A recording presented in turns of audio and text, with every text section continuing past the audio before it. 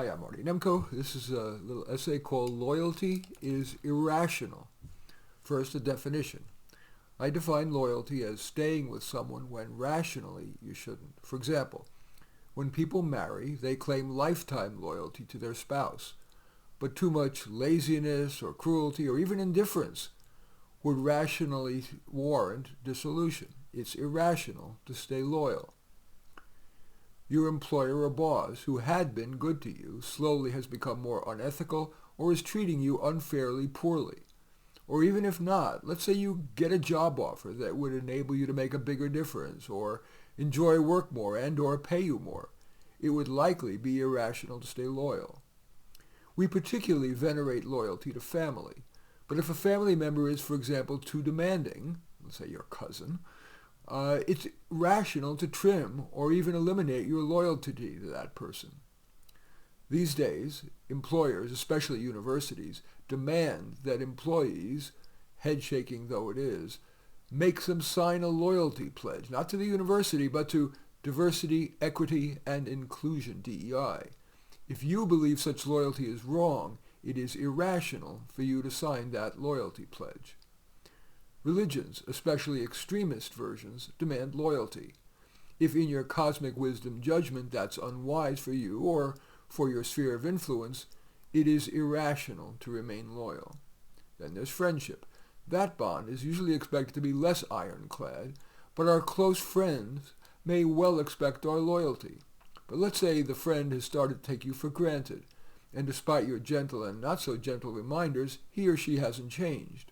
Or you're finding that with that friend, you increasingly feel diminished. It is irrational to remain close friends with such a person. Entities such as government also are subject to irrational loyalty. That can take the form of loyalty to a political party.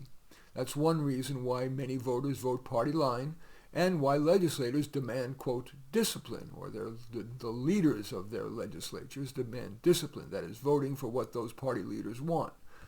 More macro, government loyalty usually consists of treaties or alliances, but such loyalties often don't serve universal justice. An obvious example was Germany's allies in World War II.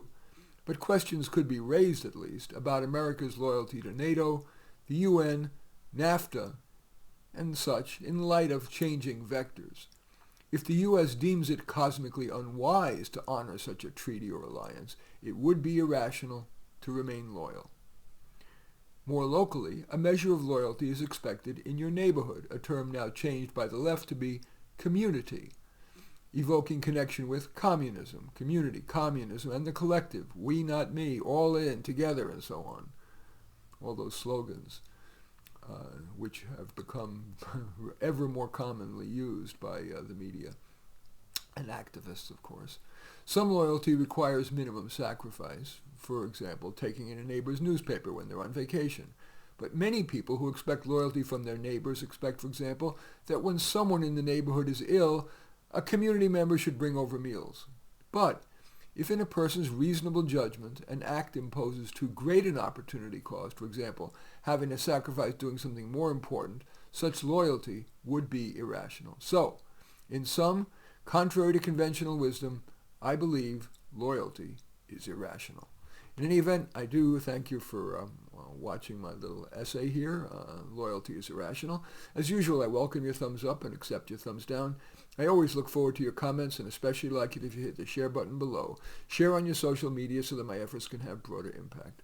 And I am flattered if you choose to subscribe to my channel.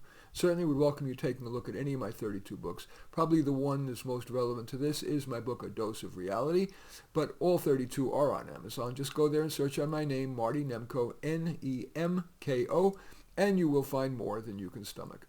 In any event, I do thank you for watching. I am Marty Nemko.